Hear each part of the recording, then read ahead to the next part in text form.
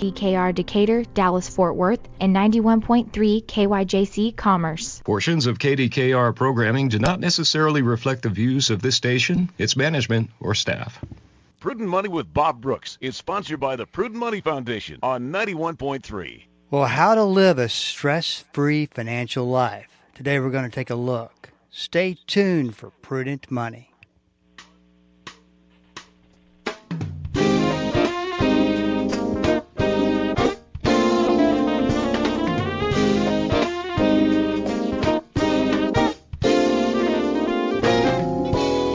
Good afternoon, this is Bob Brooks, and you are listening to the Prudent Money Radio Show. Thank you so much for joining me today. You know I do appreciate it. So when it comes to money, do you have a few things that you're a little bit worried about? Well, Jared Dillian has written a great book called No Worries, and he wants to teach you how to live a stress-free financial life. Jared, welcome to the program. Hey, thanks for having me. You know, it's interesting, Jared. There's always, of course, something to worry about when it comes to money for most people. This is especially so when you start adding inflation into the mix. So it seems like your book is the right book at the right time. I think there's a lot of people stressed out at it right now. Yeah, the funny thing is that I wrote the manuscript for the book mostly in 2021. So this is really before inflation started to take off. That's interesting. But the principles of the book still apply. The two sources of financial stress are debt and risk, right? So inflation, let me just give you a statistic here. If you go back to 2019, groceries took up 6% of the household budget. Today, they take up 11% of the household budget. We've had an inflation across the board in all kinds of goods and services, but it's actually gone up the most in food. Food prices have gone up 46% since before the pandemic. And that's something that people took for granted for a long time. We had very cheap food prices for decades, and suddenly it's gotten a lot more expensive. And food prices are more expensive here than throughout most of the rest of the world. When people from other countries come to the U.S., they can't believe how expensive food is, and it's a problem that's specific to here. So when people go to the grocery store and they're spending $200 for a week's worth of groceries instead of $120, it really has a big impact on psychology. And, a lot of people, about half the country today believes that we are in a recession. We are not in a recession, but the reason people believe that is because their personal financial situation trying to keep up with inflation is so difficult. Talking about whether or not you have money is the experts say is a product of millions of small decisions. Talk about that and why you disagree with that assessment. Yeah, so it's really just math. I mean, think of it this way. If you decided you wanted to save money and you're like, okay, I'm going to stop buying coffee at Starbucks, right? I'm no longer going to buy coffee at Starbucks to save money. So if you used to buy a $4 cup of coffee at Starbucks and you did that every day you went to work, so 225 days a year, that's $900 a year. And if you didn't buy coffee for 40 years, your entire life, you would save $36,000, right? But if you got a house that was 500 square feet smaller, then let's say you would pay $100,000 less for that house, and over the course of paying a 30-year mortgage, you would not pay $120,000 in interest. So the point here is that one decision, whether or not to buy a smaller house instead of a bigger house, is worth 3 times as much of tens of thousands of decisions, right? And really, it's the decisions that cause people stress. And by the way, coffee is a luxury. It's a small luxury that we enjoy every day. It makes us feel good. And people have a difficult time giving up small luxuries, but they can give up big luxuries. If you buy a house that's a little bit smaller, you're not living in your house saying, this house is terrible, I hate it, I can't wait to move out. No, I mean, you're going to be perfectly comfortable in that house, but giving up something as small as coffee is a lot harder. That's funny how that works. You know, the debt problem, of course, that we have, the personal consumer debt problem, is gotten completely out of control, especially with credit card debt. And, you know, I think that people have forgotten what it's like not to have debt. It's a good thing. No payments, no stress, especially at the beginning of the month. Talk about what that's like. Well, I totally agree with that. You know, I actually, for a long time, I was debt-free. I actually just built a house, so I have some debt on the house, which is causing me stress. But oh well. But debt is almost unavoidable, right? It is very hard to go an entire lifetime without having some kind of debt, whether it's a car loan or a mortgage or credit cards or student loans. You're probably going to have debt at some point in your life, and it's about how you manage it, right? So, you know, there are some personal finance experts that say you should be debt-free all the time. You should never take out debt. Well, debt allows us to accomplish certain things. I mean, it's very hard to buy a house without a mortgage. That's almost impossible to do, especially if you're a first-time home buyer. 90% of cars are financed. Only 10% of people pay cash for a car. The price of cars has gone up so much that it's very difficult to buy them without debt. The point is that you want to take out debt in such a way that it's small enough and manageable enough and the interest rate is low enough that you can outgrow it over time, right? So if you're in a job and you're making $60,000 a year, and then the next year you get a raise and you make $80,000 a year, and the next year you're making $100,000 a year, your income is growing rapidly, and you will be able to outgrow debt. But if the debt is growing faster than your income, then that's where you get trapped. Yeah, and I don't think that people really realize if there is good debt, in what we'd call good debt and bad debt. And I think you're probably talking about Dave Ramsey's thinks that all debt's bad, which I completely disagree with as well. Yeah, I was referring to him obliquely. I wasn't going to bring him up, but you can bring him up. That's fine. Sure, I got you. I understand. No, I mean, credit card debt is, first of all, credit card debt is bad. It's a bad kind of debt, but it's not even the worst kind of debt. We'll talk about the worst kind of debt in a second. But credit card debt is, you know, the average interest rate on a credit card now is 21%. So if you get behind on credit card debt, that is debt that's very difficult to outgrow, right? Like when I talked about that, how you can outgrow your debt. That's very difficult to outgrow. The worst kind of debt is student loans because you cannot discharge them in bankruptcy. And what that means is if you have student loan debt, if you have a car loan, if you have a mortgage, if you have credit cards, if you declare bankruptcy, all that other debt goes away, but the student loans do not go away. You cannot get rid of them. And I have heard horror stories about people getting followed around by debt collectors and stuff for student loans. So that is a very dangerous form of debt. Yeah, and you know what's wrong? We talk about this quite a bit, Jared, and the biggest problem is it's just so easy to get. The student loans? Yeah, so easy to get. Oh, yeah. And the problem is that people make these decisions, you know, they take out multiple six figures in loans when they are not smart enough or sophisticated enough to be making those decisions. You know, you're 18 years old, you go to college, and you sign this form, and you basically signed yourself up for, you know, six figures in debt with no realistic plan as to how to pay it off. And you know, maybe you're in a major where you can get a job and pay it off, and maybe you're not. Well, in the book, you write that the goal isn't to be rich. The goal is to be happy. I think that people lose sight of the fact that happiness, a low level of stress, does not necessarily require millions of dollars in the bank. No. First of all, like, I know, I hate to use the word poor people because that's kind of pejorative, but for lack of a better term, let's just say poor people, right?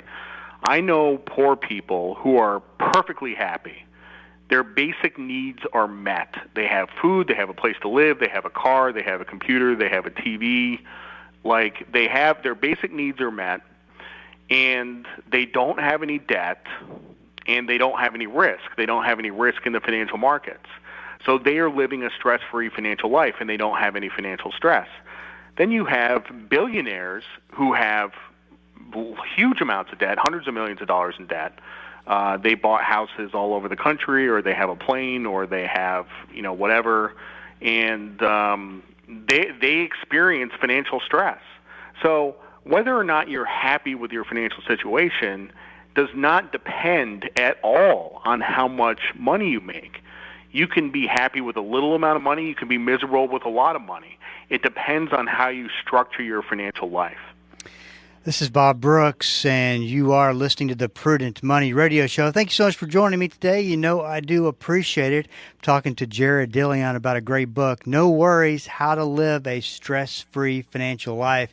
If you want more information on the book, you can actually go to prudentmoney.com because we'll post the book up on the front page. Definitely something you need to check out.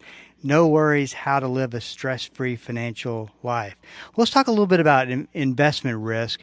How do you figure out your risk level for investments? I mean, this is always a tough one. We talk about it all the time because you want to get that right, that you have the right and the correct risk level before you start picking out investments. Well, it totally depends on the person. Some people are risk averse. They don't want to have anything other than money in a bank account.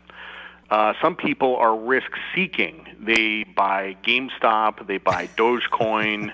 They buy crypto, and they need that fix, that thrill of watching this stuff go up and down. So it depends on your risk tolerance. In the book, I talk about sort of a one-size-fits-all solution to this problem of how to invest with a minimum amount of risk, and I call it the awesome portfolio. And the awesome portfolio is 20% stocks, 20% bonds, 20% gold, 20% cash, and 20% real estate. And you have a portfolio of this stuff. And the interesting thing about it is it gives you almost the return of the stock market, a little bit less, but with half the volatility, right? So if the stock market returns historically 9% a year, this returns about 8% a year, but you get half the volatility. And the volatility is the important piece because, a lot of people put their money in an index fund. They put it in the S&P 500, but the S&P 500 is a very volatile index that can move 10, 15, 20% a year, sometimes more. And, the conventional wisdom is that people should ride out the volatility, that they should ride out the ups and downs, that they should continue to dollar cost average. But that's not realistic for a lot of people. And even if you had the ability to ride it out, that's going to cause you a lot of stress. So the purpose of the awesome portfolio is to put you in a vehicle that gives you very good returns, not sacrificing much in the way of returns, but with a lot less volatility. Jared, you write that the greatest lie ever told was that you can't get rich by cutting expenses to the bone. Talk about why that is not the case. Well, in the book, I think my favorite chapter in the book is called The Revenue Side, right? Yes. So most personal finance experts, and this is not just Dave Ramsey, this is a whole bunch of people. I mean, there's a lot of personal finance bloggers and experts and stuff out there. And generally what they say is that in order to have money, you have to cut expenses, right? Like you have to cut expenses to the bone. So, I went through this back when I was in my 20s. I was a Coast Guard officer, and I was making about $45,000 a year. And I had a mortgage, and I was going to grad school, and the money was a little tight. And I said to myself, I'm like, well, I could really scrimp and save and cut about $2,000 or $3,000 of expenses, and I would have a little bit extra money. Or I could get a job that pays me a lot more, and all these problems go away. And that's what I did. I got a job on Wall Street. I worked at Lehman Brothers for 7 years. I made a ton of money, and that's what I call focusing on the revenue side, right? Cutting expenses is no fun. It's terrible. Like, it's called austerity. That's the word for it. And when people go through this austerity, it's miserable. But what is fun is making more money. So there's a lot of things you can do to make more money. You can work longer hours. You can get a second job. You can start a business. You can do passive income. You can start a side hustle. There's all sorts of things you can do to make more money. There's 24 hours in the day. Most people work 7 or 8 hours and they go home. But you can use that time to make more money, and it's way more fun than cutting expenses. Yeah, it's just a switch of the way people look at things. It makes such a big difference. And another thing that you point out in the book is the scarcity mentality and the abundance mentality. Talk about why it is important to choose your mentality carefully. Well, the scarcity mentality basically says we have a pie, and we're going to slice it up into smaller and smaller pieces. And the abundance mentality says, well, we're just going to make more pie, right? So I told you that I built a house. I'm actually in the house right now. We moved in 2 weeks ago, about 2.5 weeks Congratulations. ago. Thanks. Yeah. And, as most houses do, it went over budget. Always. So it's a little painful. I have savings. It's not. I mean, it's not catastrophic or anything. But my solution to this isn't to go around and eat condensed soup to try to come up with all this money to pay for the house. The solution to this is to make more money and to be entrepreneurial and constantly find ways to make more money. And it's such a simple concept. It's funny. I saw a review for my book, and they're like, I literally paid $28 for this book that told me to go out and make more money. But it's a lot of people don't even think about that. They don't consider it. They have a job, they make $70,000 a year, and they figure that's what I make. But there's so many other things that you can do. Well, listen, if you get too stressed out, I know a book you can pick up. It's called No Worries, How to Live a Stress-Free Financial Life. And that's Jared's book, and something you go check out. We'll have that up on the prudentmoney.com website here later this afternoon. You talk about materialism in the book and how people should consider the FIRE program. Talk about what that is. If you've never heard of it, FIRE is the worst thing in the world. It stands for Financial Independence, Retire Early. And it's a cult. There's people that do this. They spend a little bit too much time on the internet. And what people figured out was, they graduate from college at age 22, and then they do massive austerity, and they live on nothing, and they save 70% of their income. So when they get to age 35, they have $1 million or $1.5 million or something like that, and they put it all in the stock market, and then they retire. And then they draw down on that slowly over time, right? So what the FIRE movement is an anti-consumption movement. And its adherents basically say that we don't need material possessions.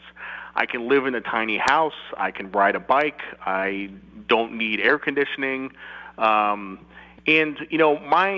philosophically, I just have big problems with that.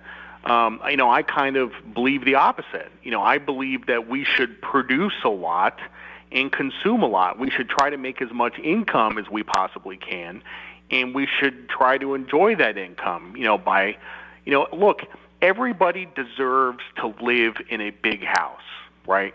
There is nothing better than living in a big house, but you really have to take the steps necessary to get there.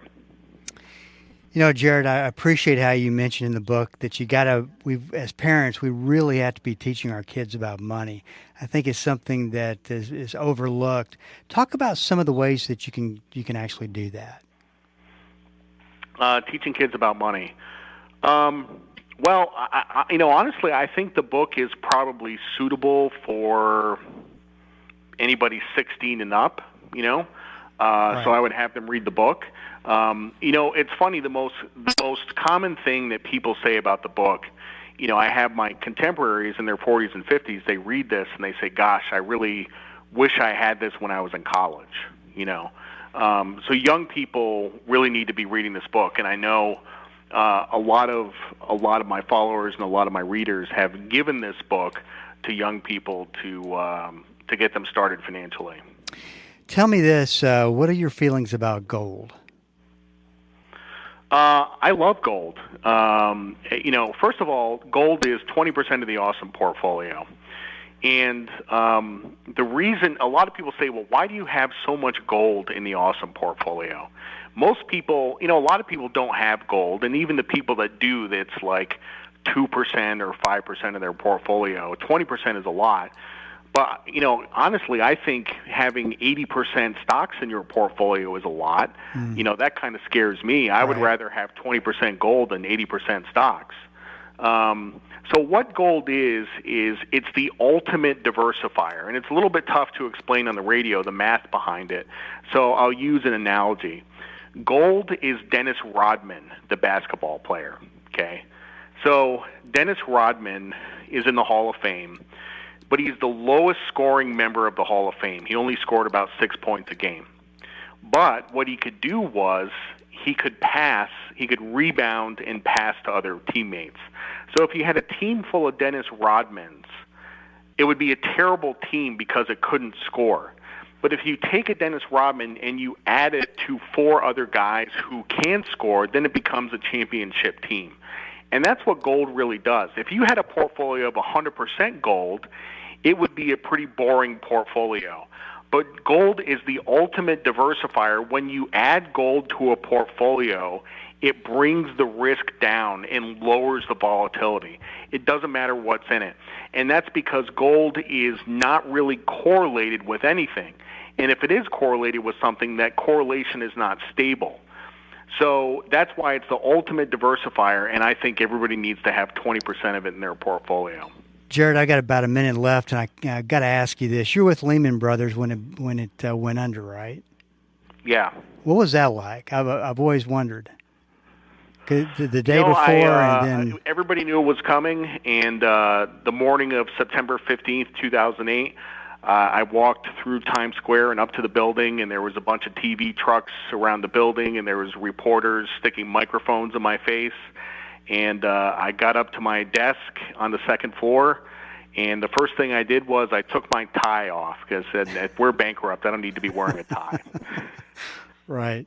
I just can't imagine what that was like. Jared wrote a great book called No Worries, How to Live a Stress-Free Financial Life. We'll have that up on the website, prudentmoney.com, a little bit later on today. You can go check it out. Jared, congratulations, and thanks for coming on the program. Thank you. Thank you very much. This is Bob Brooks. If you got a question for me, please go to the website at prudentmoney.com. There's a lot of information at the website, and if you have questions, you can definitely send it in to the link at the top of the page for questions. Once again, the name of the book is No Worries, How to Live a Stress-Free Financial Life. One of the things I like about the book is that it's a little bit contrarian in nature. It takes the opposite side of what public opinion says is the way to go, pop culture finance. I'd almost just go as far as saying it's an anti-pop culture finance type book. And like we have always talked about, it's important to know both sides of the subject, and you can tell by looking at both sides what you really do believe in, and that's extremely important. This is Bob Brooks. If you got a question for me, please go to the website at prudentmoney.com and send it in, because we are all out of time. Till we do meet again next time, keep the faith and have a great rest of the day.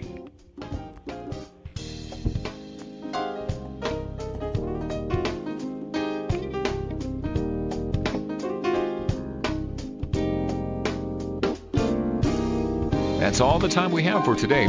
Questions or comments for Bob, or to find out more great information like what you've just heard, visit www.prudentmoney.com. Be sure to join Bob Brooks again for the next edition of Prudent Money.